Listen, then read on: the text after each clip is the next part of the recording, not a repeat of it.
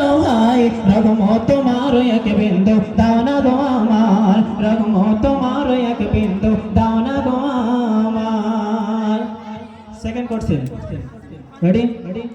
কোন নবীকে মাছের পেটে আমানত রেখেছিল বলো বলো দাঁড়াও হযরত ইউসুফ নবী মাশাআল্লাহ তো কবি সেই ছন্দে কি লিখছে ইউসুফ নবীকে মাছের পেটে আমানত রাখিলে সেই মাছের পেট থেকে আবার ফিরিয়ে দিলে একবার জোরে হবে না সুবহানাল্লাহ ইউসুফ নবীকে মাছের পেটে আমানত রাখিলে সেই মাছের পেট থেকে আবার ফিরিয়ে দিলে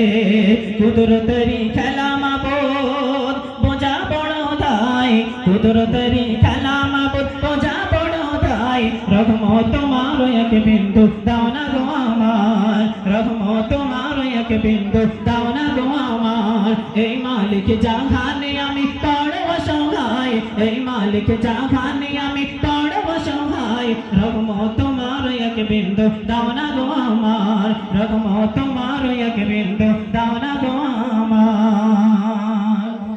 শেষ করছেন কোন নবীকে আগুনে ফেলা হয়েছিল মাশাআল্লাহ তো যাই হোক শেষ ছন্দে কবি কি বলছেন ইব্রাহিম নবীকে পরীক্ষা নিতে আগুনে ফেলিলে সেই আগুন হতে ফুল বাগিচা বাঁচিয়ে নিলে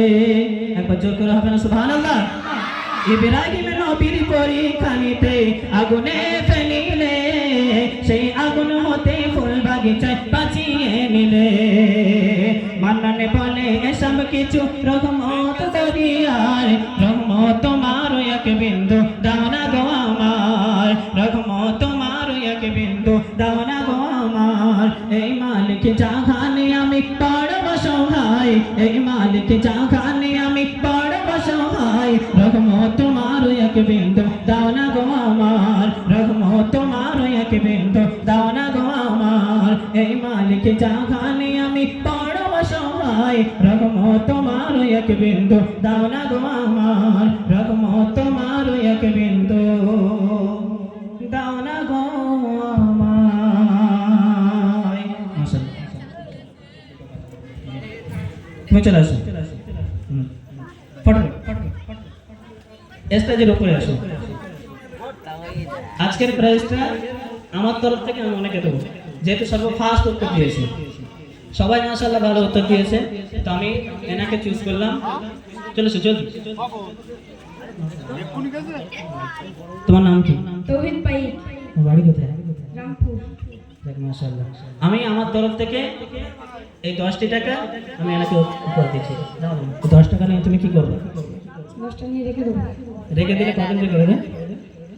একদিন দুদিন মতো যাকে 10 টাকা নিয়ে রেখে দিলে হবে না 10 টাকা নিয়ে তোমাকে 10 তলা বিল্ডিং বানাতে হবে কতলা 10 তলা বিল্ডিং বানাতে হবে সেই 10 তলা বিল্ডিং এর মধ্যে কি করবে 10 টাকা খরচ করব 5 তলা নিয়ে তোমার আম্মু থাকবে আর 5 তলায় তুমি ঠিক আছে হবে চলো তো যাই হোক